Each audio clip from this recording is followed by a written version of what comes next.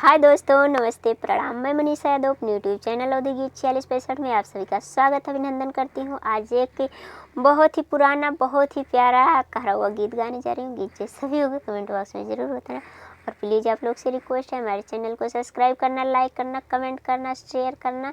Subscribe करके unsubscribe मत करना प्लीज़, आप लोग से रिक्वेस्ट है। हमें भी थोड़ा समय दीजिएगा, हमारा सपोर्ट कीजिए और गीत जैसा भी होगा कमेंट बॉक्स में ज़रूर बताना और गीत को फुल वॉच करके सुनना प्लीज़, आप लोग से रिक्वेस्ट है। अपना प्यार दुलार आशीर्वाद बनाए रखना।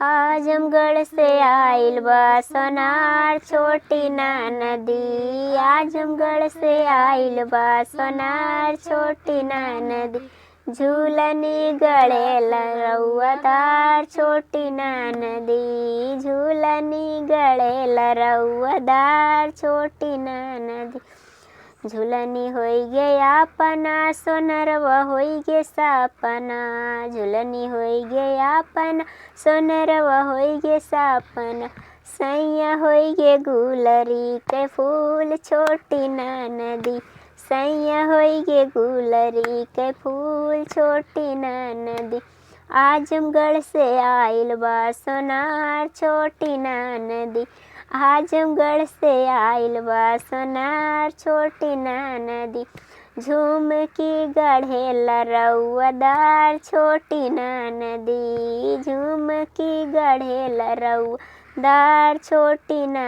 नदी, झुमकी होई गे आपना सोनरवा होई गे सापना, झुमकी होई गे आपना सोनरवा होई गे सापना, सैया होई गे गुलरी के फूल छोटी ना नदी, सैया होई गे गुलरी के फूल छोटी ना नदी, आजमगढ़ से आइल बा सोनार छोटी ना नदी, आजमगढ़ से आइल बा सोनार छोटी ना नदी, हरवा गढ़ेला रउआदार छोटी ना नदी, हरवा गढ़ेला रउआदार छोटी ना नदी, हरवा होई गे आपना सोनरवा होई गे सापना, हरवा होई गे आपना सोनरवा होई गे सापना, सैया होई गे गुलरी के फूल छोटी ना नदी,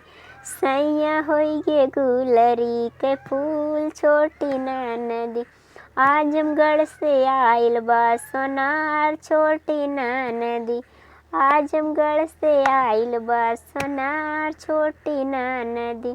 जय श्री राम। गीत जैसा भी होगा कमेंट बॉक्स में ज़रूर बताना।